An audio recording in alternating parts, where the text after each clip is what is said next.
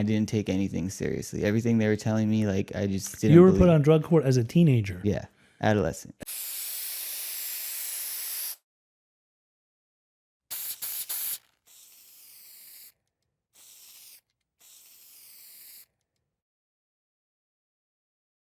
Welcome to Pej's Recovery Corner. My name is Pej. Sometimes I go by Pejy. This is a recovery podcast. Recovery from what? Recovery from drug addiction, from alcoholism, from mental health. We get all different types of guests on this recovery podcast and talking about their recovery process. Today we have a very special guest. It's my friend, Gabe. Yep, Gabe Acevedo. Yep, Pej actually helped me a lot. I gave him a really hard time. I was really giving him some pushback. I didn't know what I wanted. I was scared to like experience the withdrawals and everything. I got introduced to drugs at a very young age because like my uncle was a drug dealer. So I had Where'd you grow up exactly? Which part of California? San Dimas, California. San Dimas, which is by Raging Waters. Yeah, right there. Nice city. So once I started stealing from him, like it was just weed at first and money. How old were you when you were doing that? So I started stealing money 13. I was using it on kids stuff like bikes, baseball bats, things like that. The stuff kids do. Yeah, regular. Right. And then Dare came to my school, and I was like, oh, I seen that stuff in my uncle's room when I was like stealing the money. So how old was your uncle that you were this 13-year-old kid? He was like, I want to say 10 years, like 23 about that time. Now he's like 30. So so he was in his mid-20s. Yeah, and he still lives at home. He's still doing the same thing. So doesn't lead you anywhere. I started stealing from him. So I started stealing from my family to go hang out with random strangers with my family's money that they needed, basically. And I was just like disrespectful. I didn't care about anyone. I just needed my drugs, and that's all I cared about. And so you were addicted at a very young age, like already addicted to drugs. Yes. Okay. Or I had an addictive personality for everything. Baseball, I was addicted to it. Like anything, like I was addicted to it. Sports, like everything. Which those are healthy addictions. Yeah, I just chose a bad addiction. That's what my boss always tells me. So what kind of drugs was it early on in life that you were experimenting with and getting addicted to? So it was weed at first. I used to be really against pills. I was hanging out with older people at the time, so they were taking pills. And I was like, no, I'm not going to do that. Like, I'll stick to my weed. And then one day my friend was like, dude, just take like half. Like, you'll be fine. And I was like... Half of what? What kind of pill was it? A Xanax. Okay. And you were how old then? Like 15. 15 years old. Yeah. Already messing with the Xanax. Yeah, already messing with them. Okay. And I took it. I fell asleep, didn't like it. So I woke up, I was like, dude, that was the worst experience ever. He's like, you fell asleep. Like, how do you know it was a bad experience? Mm-hmm. I was like, dude, I don't remember anything. Like, I lost like a bunch of money. Like, he probably stole it now that I think about it. Right. But the next day he's like, okay, let's try a full one and then see how you feel. So I tried it and I liked it. And that's when it started. I was like, dang, like I started to get more like I started looking in my grandma's like medicine cabinet more. Which a lot of kids do. A lot of kids that are looking for something that's going to change their head. Yeah. Find out that grandma has some stuff in her medicine cabinet that she probably isn't taking anymore. Yep. It's either expired or it'll still work, but regardless of the fact, that's where you went. Did you find stuff? That's where I kind of looked away because like it put me in a bad position. Like I still feel really bad about this because she actually needs the medication that I was taking from her. So when I was taking it from her, she was struggling. Like she was going through pain. Like her face was like she has like this muscle spasm where her face goes sideways if she doesn't have her medicine. And I didn't think of that. I didn't care. I You just wanted the drugs. Yeah. So then after you tapped grandma's medicine cabinet and you ran out, then what'd you do? Tapped her for more money. Told her people were going to rob me and things like that. Or I would go back in my uncle's room. Once he started to catch on to that, like putting locks and stuff, I would get risky, like break his window. Like, and just, I don't know. I was reckless. Like I didn't care. Right. And we're going to get into that and talk about that because as I got to know you, later on in your life, I realized there was a lot of defiance. You were a very combative young man. very difficult to deal with. Yeah. You kind of like right when we started the podcast, you like just straight out the gate talked about how you gave me a hard time. But you know what? Right now you're good, and I really like seeing you like this. But as you grew up, like in your adolescent period, you had a kid at a young age, correct? How old were you? I got her pregnant. I think I want to say 17, 16. 16, 17 years old. Okay. And now you have a daughter. And we'll talk about that too, because that's very important, right? It's very important. You later on, like in your later teens, were you constantly using pills? So before I had her or after? It doesn't matter. Like we're not talking about your daughter. So anymore. I got charged in 10th grade with the sales charge at school because I got caught, and I got put on drug court, and I didn't take anything seriously. Everything they were telling me, like I just didn't. You were believe. put on drug court as a teenager. Yeah, adolescent. And you weren't following up with drug court. You weren't. I was going, but I was like, dude, I'm not addicted. Were Like, you getting high during that time? Yeah. Were they not testing you? They were testing me, but I knew how to like, how to pass a test? Yeah, how to pass Okay. the test. Was there classes and things like that? Yeah, but I didn't pay attention, like, Right. because I didn't think I needed to be there. Yeah, I mean, most people that go to drug court that think it was Yeah. circumstantial don't really think they need to be there. Yeah. Okay, so then once you became an adult, 18, 18. were you getting in trouble then? It got worse, I feel like. Like what got worse? I don't know, like I felt like, I don't know, once I turned 18, I felt like I had more freedom because I had my ID, like I could get rooms now, I could go do whatever I wanted.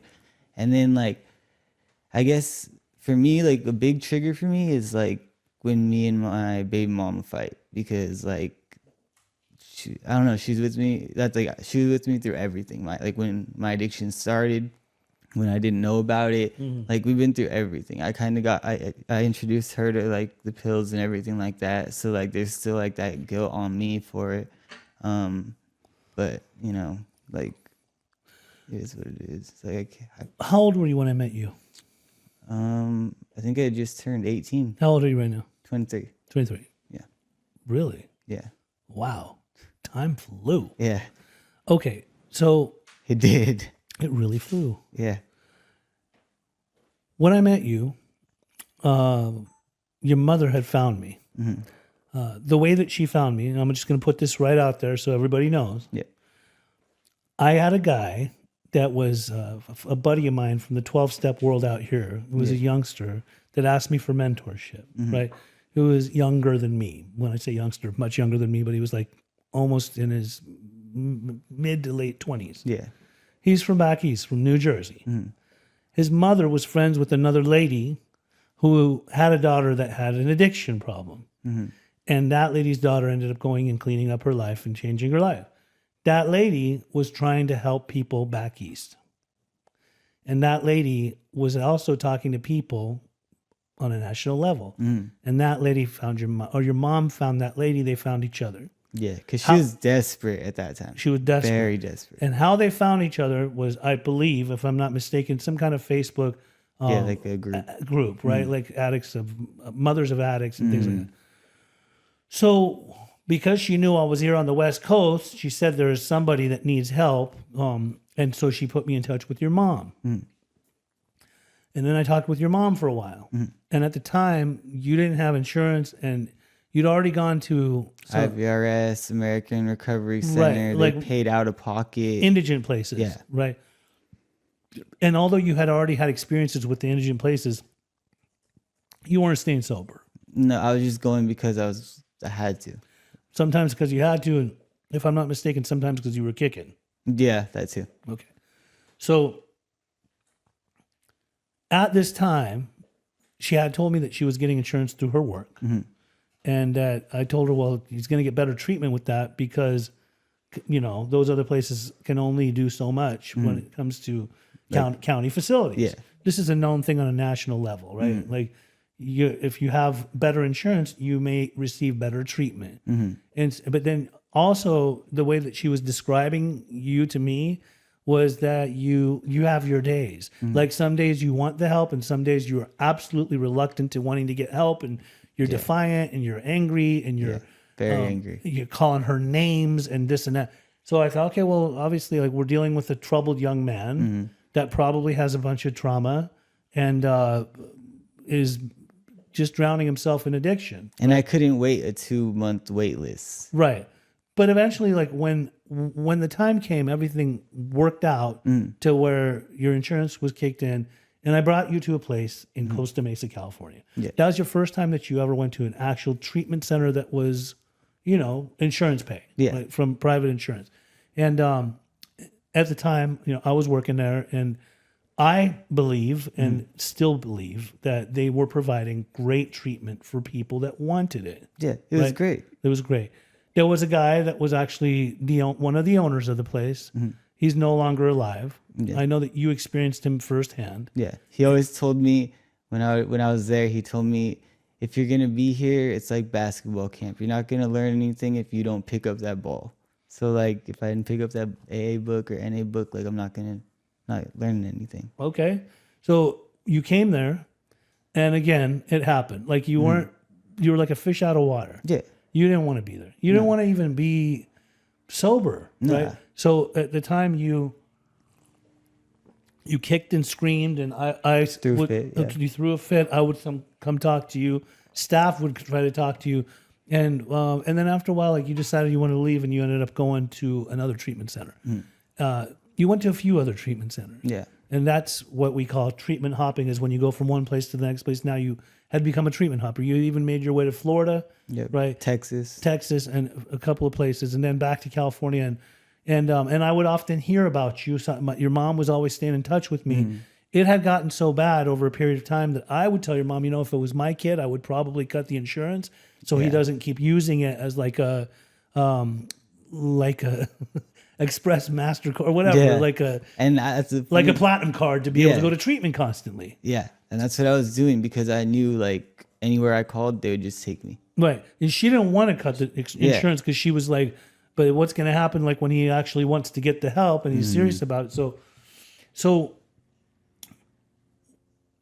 for a little bit, like we were back in each other's lives. You even came, I had a sober living. You came there for a little bit, but you didn't want to, again, you didn't want to do what we do. Yeah. You didn't want to stay, but we always interacted in each other's lives. And I was at a point with you, Gabe, where I was afraid for your life because I would get phone calls from your mom, from treatment centers, from people in the community, from your friends saying that he overdosed again.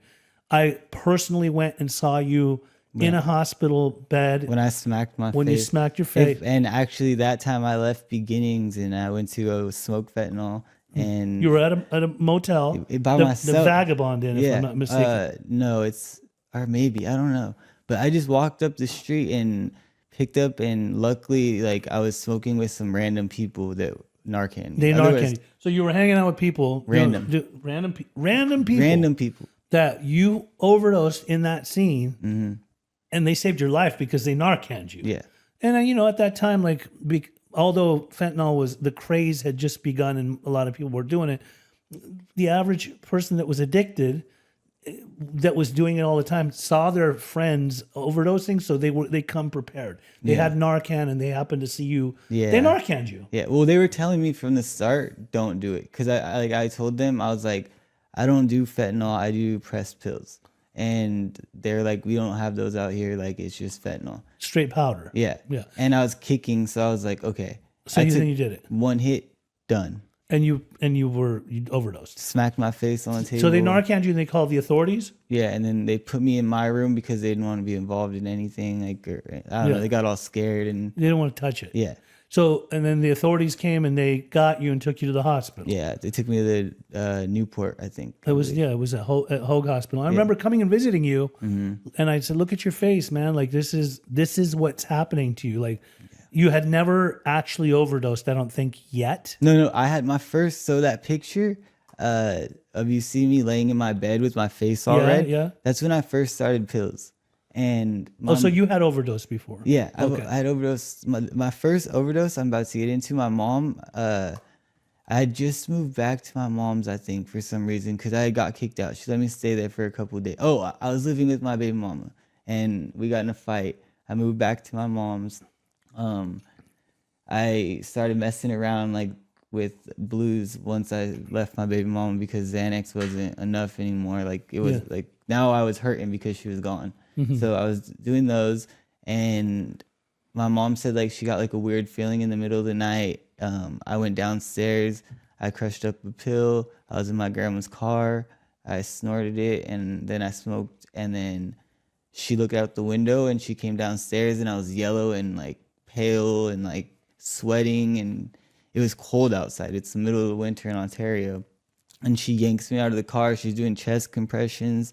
My phone's at 1%. Like she's tripping. She's scared. She thinks her kid's about to die. I'm freezing. Like, Which you were about to die. I was dead, literally. Like, you know what saddens me is to hear that, and this is such a common thing now for so many youngsters, such as yourself.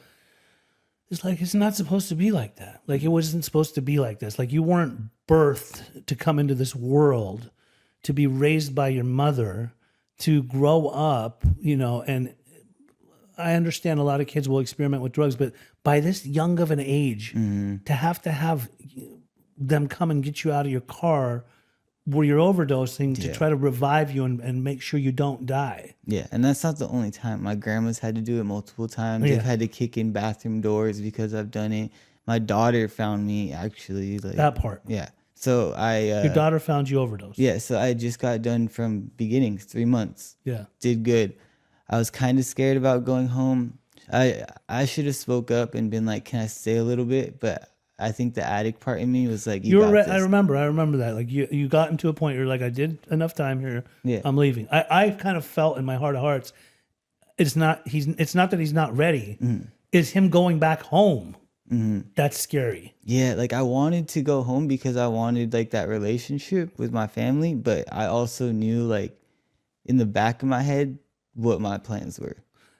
Exactly. Yeah. That's the disease. And I didn't know disease that's whispering. Yeah. Another thing was your influences, like where you lived, who you were around. I remember there was a time that before you even came to treatment, or like right around the time that you came, somewhere in your neighborhood, it seemed there was people that were after you. Yeah, so that was real, right? Yeah. So like I was selling a lot of drugs like out of my grandma's house and things like that. So you were caught up. Yeah, and like I would sell people fake stuff because sometimes like I didn't have enough or like things like that.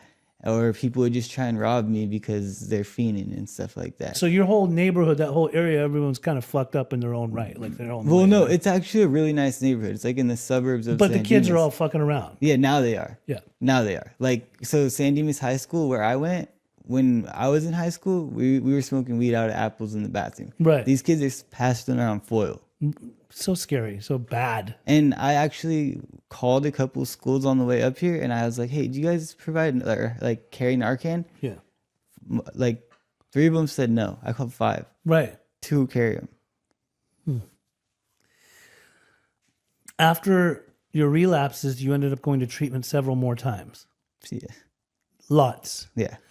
Did you at a time figure out that you can use that insurance card of yours to go to lots of places, and there was people that you'd surrounded yourself around that saw value in that card within itself? Yeah. It's not that they cared about you as a human being. No, but they talked to me like they did. They talked to you like they're trying to help you. Yeah. They talked to me like I was family. They like they're hope dealers, man. They want to exactly. not dope dealers, hope dealers, right? They're like, we got your best interests. We're gonna take care of you. Da da da da. And here I am. In your gut, did you feel like these motherfuckers are probably low key shady? Yeah, kind of. But did you think that? Yeah. Sometimes. But then also, what I was doing was shady too.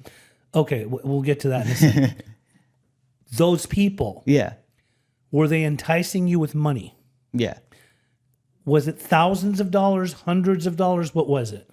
So it was thousands, but it like didn't actually make like it. They would say thousands. They wouldn't give you the thousands. I get pieced out. Sort of like bad drug deals. Yeah. Pieced out means that like 100 here, 200 there. Okay, so they tell you, example. What would they say? Couple thousand? 10,000 for 30 days. They would tell you they'd give you 10 G's to go to treatment for 30 days. Yeah. Okay, let me break this down real quick. Yeah. For those that don't know, when it comes to body brokering, yeah, when it comes to treatment hopping, there's people that don't know about this stuff, they don't know what goes on in the industry. Mm-hmm. Actually, my girlfriend's mom was asking me, what does body brokering mean yesterday on Christmas? And I was like breaking it all down for her. When insurances started to pay for treatment, there were certain people that had possibly experienced recovery at some time, right? They may have gotten sober. Not everybody does recovery the same way. There's some people that come into recovery, they work a strong, good recovery program. They're honest. They live with integrity. They walk a straight line. They do what's right. There's some people that they come in and they think, oh, wait, insurance pays for people's treatment. So they will start to want to market, in a sense, these people. So they'll meet people in treatment centers or treatment center owners or treatment center, whoever the decision makers are, right? Yeah. They'll meet people. Those people are the third party people, and they will find people to recruit them, people that have good insurance, people that have insurance, and they will entice them by telling them, hey, buddy, I'm your friend. You need to get sober. Do you want to make money in this process too? Yeah. Most people that they are saying this to have never really been serious about the recovery. So when they hear money, their ears perk forward, the carrot's being dangled. The individual is now the person that's in a sense dealing out to them. Yeah. And dealing them to the center as like a drug dealer would, basically. Right? Yeah. We'll make these kind of empty promises or half-assed promises or even like a third promise, right? Yeah. Maybe not even that. And tell you, I'll give you 10 G's. I need you to go to the center for how many days? 30 days. 30 days. How did you meet those people? So I got curious. I started hearing things. I started asking questions. I just asked a lot of questions, and I heard, I watched a lot. So this was other patients that were talking other about patients that were talking about it, and they that would be were getting paid. Yeah, so for some reason, whenever it always came up hey, who got you here? Hey, what insurance do you have? And I would be like why? I'd be Cigna, ooh, I'd be like that to them that's a good policy. Yeah, they're like ooh, and I'm like what? Question for you. You brought up a name of a center that you went to at first. The guy. Yeah. He's no longer with us. He passed away. Yeah. Was he ever caught up in that stuff with you directly? Not with me directly. Did he ever tell you, I'll give you this much money to do anything like that? Never. Nothing like that. Did you have good experiences with that individual? I had very good experiences with him. I had very long talks with him. I didn't always agree with what he said because I wasn't ready. Right. But what do you mean with what he said? Was it recovery based? Yeah. And you weren't ready to hear the harsh reality. The harsh reality of what recovery consists of. And of what I was doing to my family and my daughter. So he would tell you the truth about yourself and how you're behaving. And I didn't like it. Okay, so he wasn't caught up in that. No. The people that you were getting caught up were people that you met along your journey of going to other centers, correct? Yeah. Okay. Once I started doing things on my own, that's when I figured You things became out. a lone wolf in that realm of life. So you could hop from the next place to the next place because you always had somebody that was guiding you to the next places by dangling the carrot and saying, here's some, I'll give you this much money. And or even weed or benzos. They'll piece it out with anything. Yeah, anything. Cars, there's everything. Cars to borrow or to have? Yeah. What's the most amount of money they ever paid you to go to treatment? Anybody? That you actually got paid? So this would be the first time I ever went. I think I got about like 8,000. 8,000. Yeah. Okay. They actually paid you $8,000. Yeah. So if they paid you $8,000, imagine what that center that they sent you to was making off your insurance. At least 180,000, 200,000 maybe. Okay. Brand new policy. Did your mom know along the way that this was all going on? She suspected it at the time because she was like, who is this? What facility is this? What are you doing? But she had nothing to go off of. She didn't know anything about it. So, and I had just overdosed when I went into that place. So she was just like, I just need my kid off the streets. When you ended up going to a bunch of different treatment centers, in the end, you got to a point where you hit me up. Yeah. You actually got in touch with me. That means I was desperate. Like, 'cause, in a sense, you were desperate. But I remember you told me that you saw my name being blasted on this ethics page. Mm-hmm. And the only reason I'm talking about it is because as time goes on, the reality of the actual happenings of me and what I was involved in it'll show itself. Yeah. I don't need to prove anything to anybody. No. But you as a person that had experienced me and who I was for you, Yeah. what did you tell me? I see your name on there, but what? But you don't work like that. Like, that's not how you get down. You've never done anything like that. Like, I lived at your sober livings. Like, you're hardcore on everybody. And like, In what sense? Hardcore in what way? Like sobriety wise, like meetings, like pushing your chair, like life skills, things like that. Like things that are gonna like make your bed in the morning, like things that are gonna help you actually grow in life. And it's not like a flop house. It's not like, oh, you can go here and smoke weed and do whatever you want and have girls come over. Like, no, you gotta have So you ended up in passes. places that were weed friendly. Yeah. Tons of them. Yeah. I ended up as a house manager at one of them. Okay. Are you open to talking about during that time when you reached out to me and you said you saw my name on there and you know what I'm all about? Do you remember where you were living then? I had just got fired from my house manager job for relapsing on benzos. Okay. Because I was trying to taper off of Suboxone. Okay. I remember that. Yeah. Because I remember talking to you and you said something along the lines of, yeah, I'm sober this long. And then you told me like, but I still smoke weed. And I go, okay, well, if that's your sobriety. And then you also mentioned something about being on subs. And I said, okay, well, I'm happy he's trying to get off of that. Yeah, because I was like 9 months in. I was just smoking weed and doing subs. And then I started throwing up because I have stomach problems like already. I had them since a baby. So I tried getting off the subs and I tried to do it myself and I can't. Right. I'm an addict. So, mind you, when you were reading that stuff on the ethics page, I was kicked off of that page. I used to sit on that page and observe and watch as, I think the guy who started it for a good reason. I really admired that. I admired him. I know that he worked in a place where he saw some stuff that he didn't like.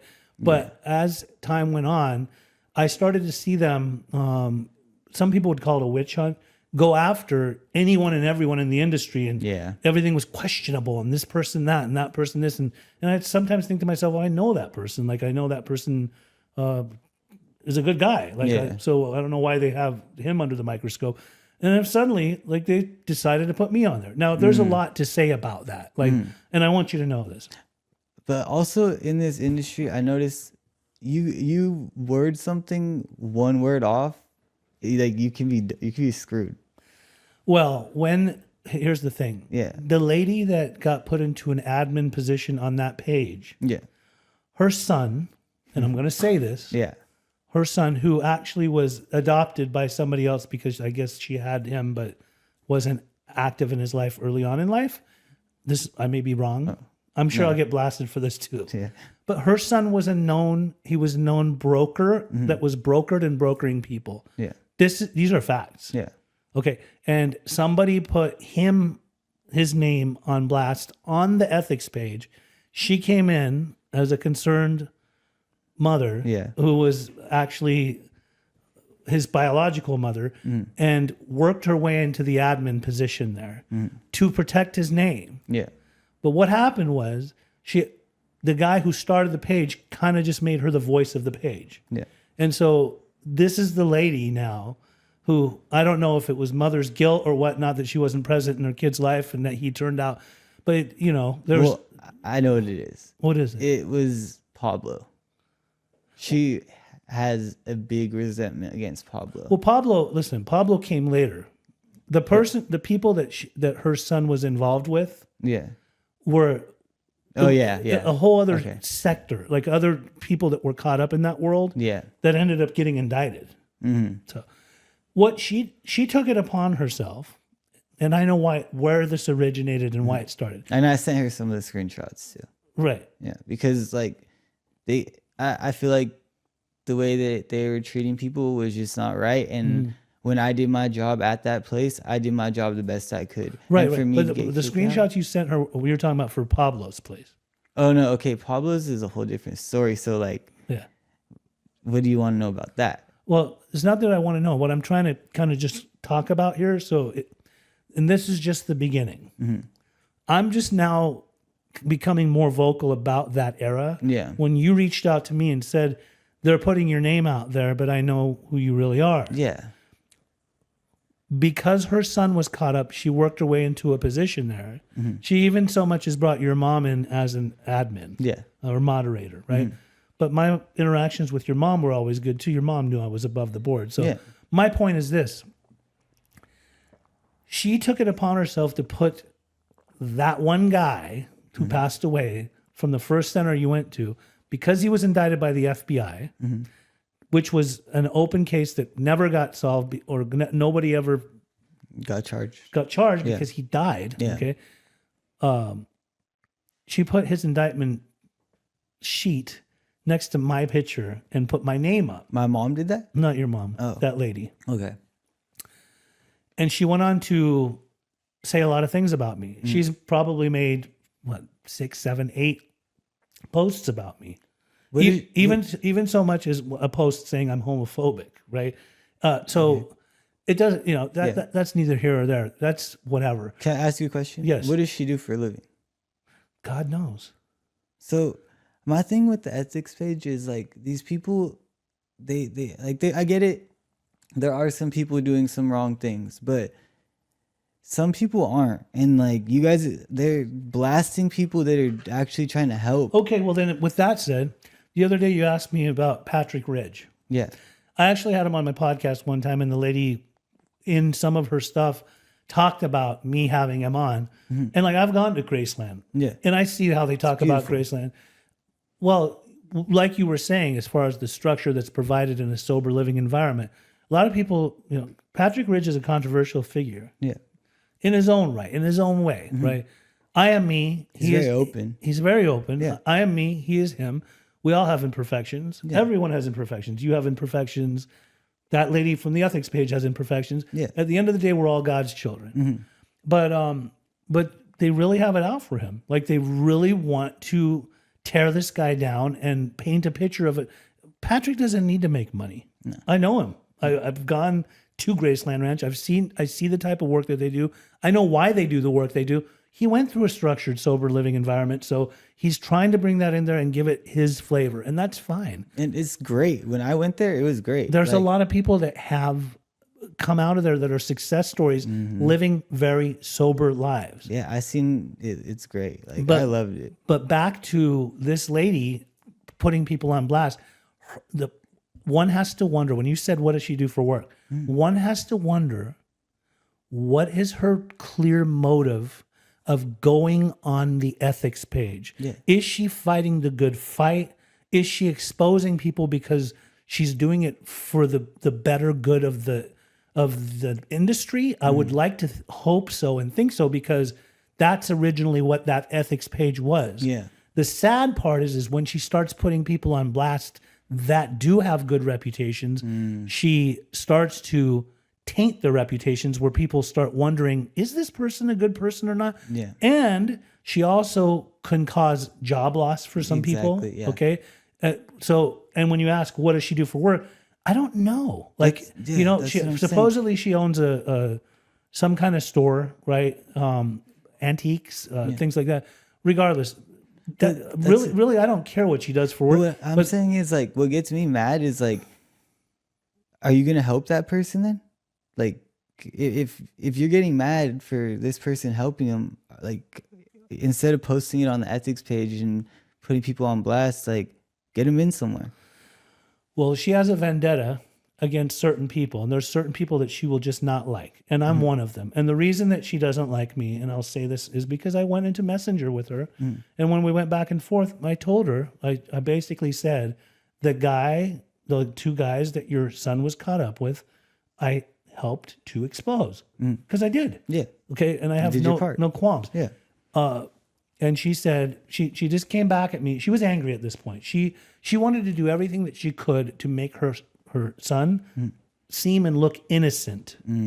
So I want to ask you, during the time that you were caught up in the broker game, were you innocent? Yes and no. I mean, Could you make your own choices for yourself? Yeah. Could you do the right thing? Yeah. Did you choose not to for a long time? Yeah. But I was also like, there was times where I was like doing very good, and then it was like I had a fear of like leaving treatment. Like I was institutionalized. But when you say doing really good, like a lot of times I hear a lot of people say, while I was in treatment, I was doing really good. Yeah, like I mean, But I here's was the doing thing. the thing. Like If you were on, and everyone, there's many paths to recovery. yeah. Some people can be on weed and that's their recovery. Some people can be on Suboxone, and that's the recovery. Some people can be on Xanax, that's the recovery. Yeah. Harm reduction, people that are still Yeah. That's on what they call maintenance, it. that's the recovery. Yeah. But how good were you really doing if you ended up leaving and going and doing drugs again? Not that good. Not that good. Yeah. So how good were you? When you say I was doing really good, it might have appered to be that you were It was doing good. better than what I was at before. Sure. Yeah. Okay. That's understandable. Yeah. I'll give you that. What I loved about you, this is what happened. This is what changed everything. You called me one day, probably 3 months ago, and you said you're sober. And I said, okay. And I thought, well, that's Gabe. He's like probably on weed still. Yeah, I remember this. Right? Yeah. And then we started talking some more, and you said, no, I'm 100% sober. You said, I'm present in my daughter's life, Softball coach. softball coach. I'm working for a place that's above the board.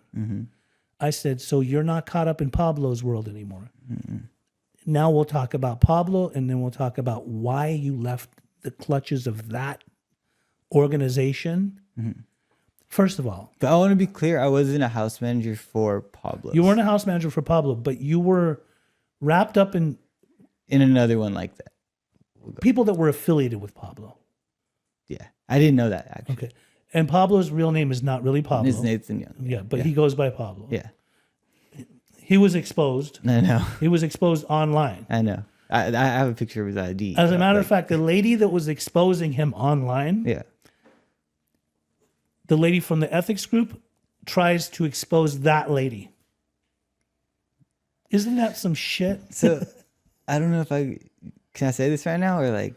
Say whatever you want. So I heard that the ethics page you can pay to get taken off. You mean to get the ethics page taken down? No, to just get that post taken off. Like you pay a certain amount. That's what I've been hearing. That lady, the posts that she makes on there, she will go above and beyond to make sure They don't get taken down. Oh, listen, what she does, and Because I've experienced it. Like I've seen it. I'm not going to go into detail, but like I know someone that got blasted and it's gone. well, I mean, you could search that person's name and usually find it, but that's not even the point. Like, once it's out there, who cares if it gets taken down? It's already been seen. Yeah. And then, if that's the way you want to run somebody's name through the mud, and you're okay with yourself with that, because which she is, Yeah. she doesn't care. She doesn't care who she affects. She's not, in my opinion, she's not in this for the better good of people. It's psychological in a sense. She'll tear down anyone she can. It seems like an addiction. Like she just wants to, like, Well said. yeah. Like you say you went to Graceland Ranch, you met Patrick? Yeah. Well, not Patrick. I met Danielle. Okay, so you met them. Yeah. And if I Were feel they like, doing bad work there? No, and they film everything. If you're doing shady work, why would you film everything? Well, that's the thing. They think when they're filming everything and you're filming the addicts that you're exploiting them.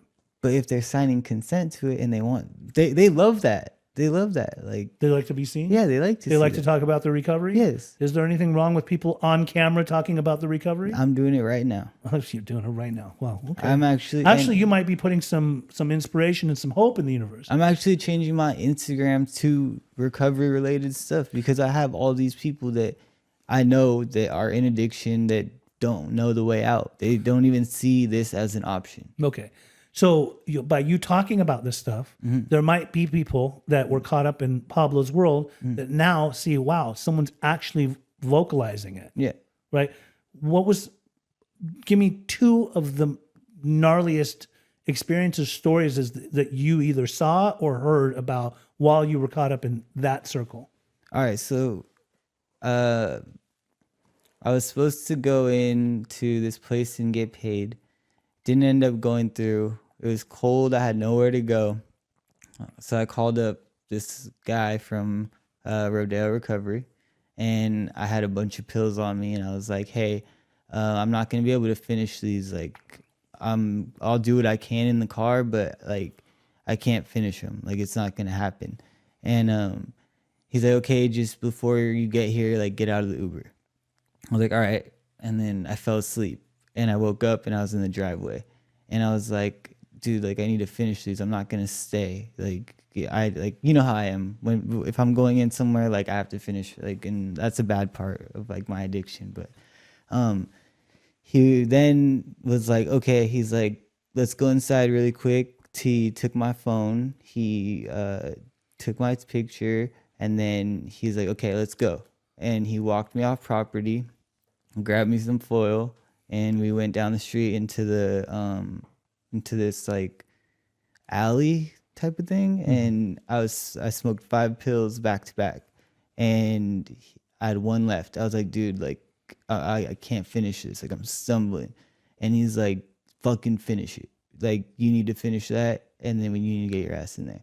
Into where? In the detox? Yeah, in a detox. Because you have insurance. Because, yeah. And his whole thing was like, oh, I'll get you a job. I'm going to take care of you. He wanted to get you as fucked up as he could. And this is what he said. He said, you need to smoke that motherfucking pill so you can get me all the days that I need. And that's what he said. Because days of treatment. Yes. Because they get paid per day. They thought that my insurance was going to get cut from Cigna to Kaiser. So they wanted to milk it till the last, every last morsel. Mm-hmm.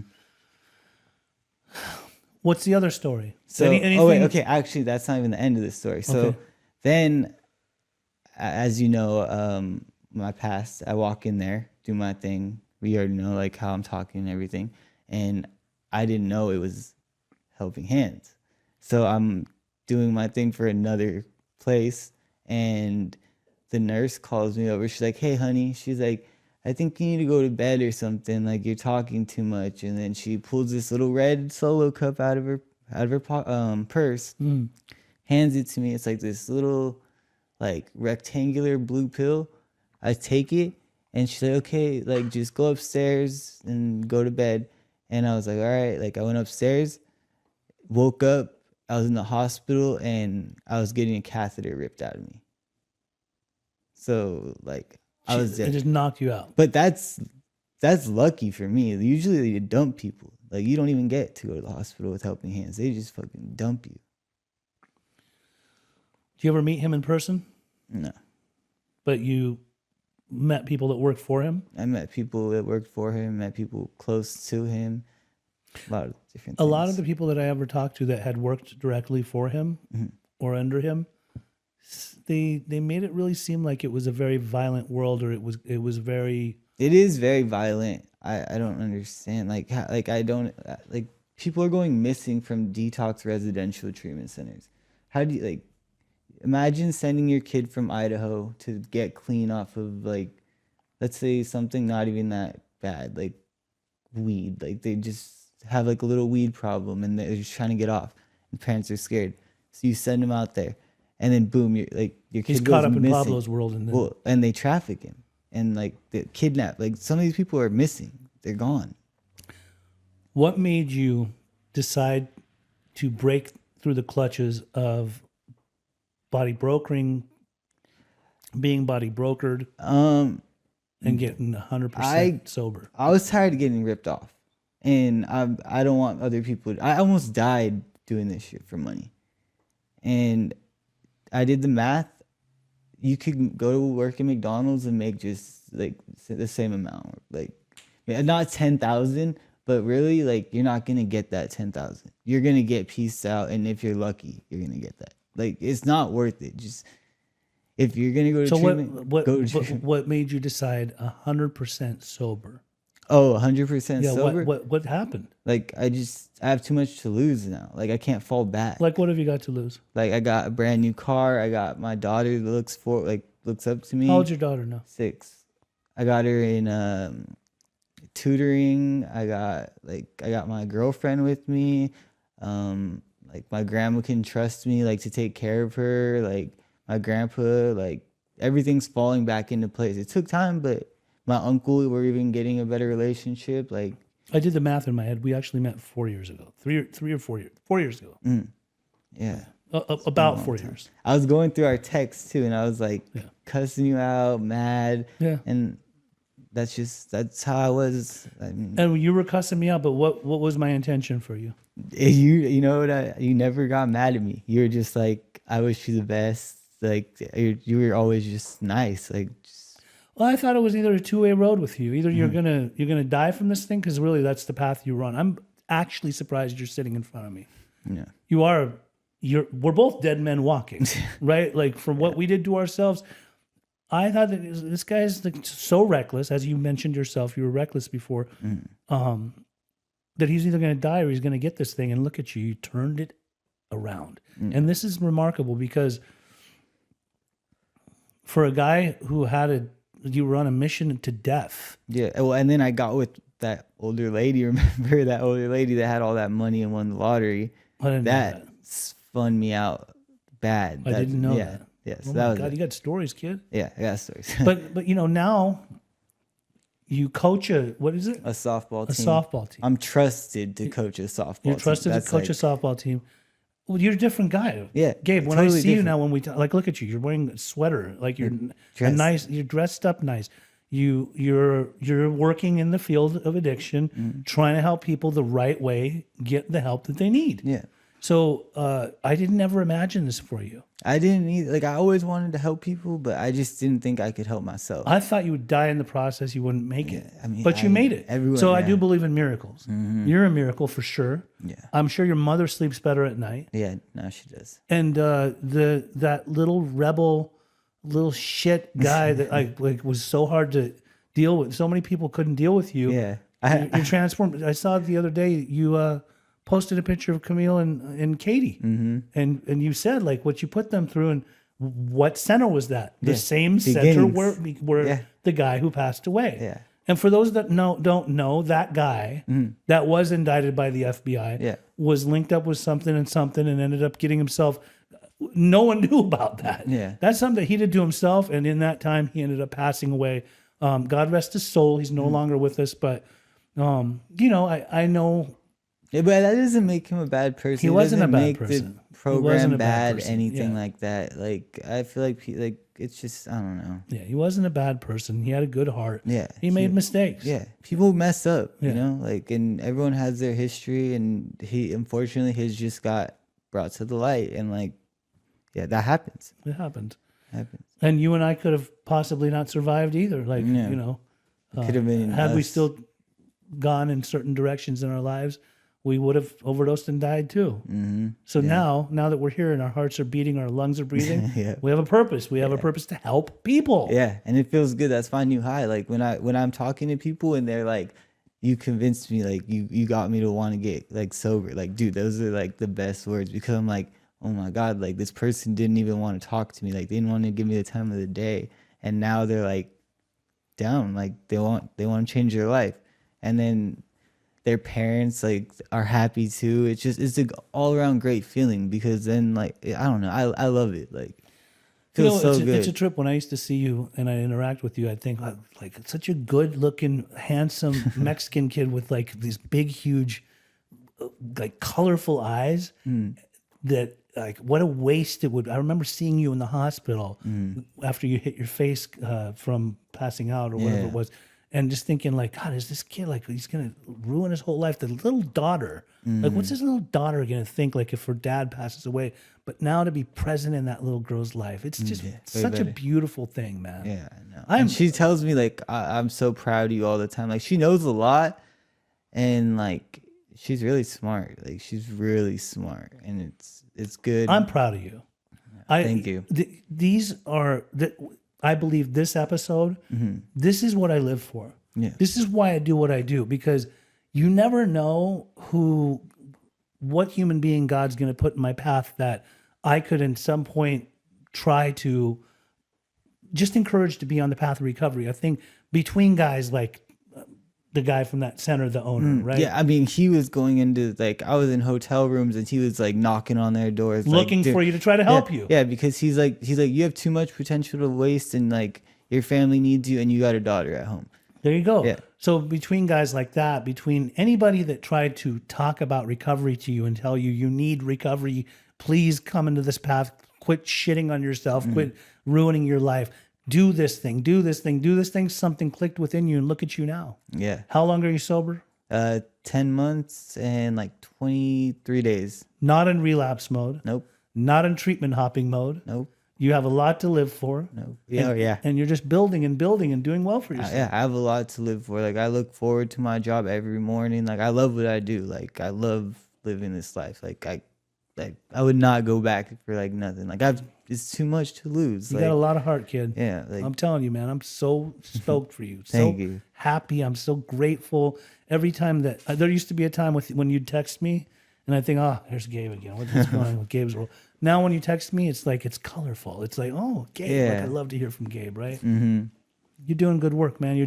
Just keep doing what you're doing because we need you, Gabe. Yeah. I used to tell you that a long time ago, kid. We need you. I know. I want to start working with kids too, like the teens and stuff like that, because I feel like that's where a lot of this stuff happens. Actually, we're doing some stuff with teens. I'm organizing a few different things. I'd love to involve you in it. All right. Yeah. Both with troubled teens that are in the system, in the juvenile system, but also kids that are in foster care, things like that, and also schools and things like that. Okay. I have a lot to tell you, and we'll talk about that later. Okay. I want to thank you for coming to the corner. Yep. This you. is a recovery podcast. Remember to subscribe. Please like our page, but most importantly, please share it everywhere. We're about helping people. And until we meet again, much love to everybody. Thank you, Gabe. Thank you. All right. Thank you for having me.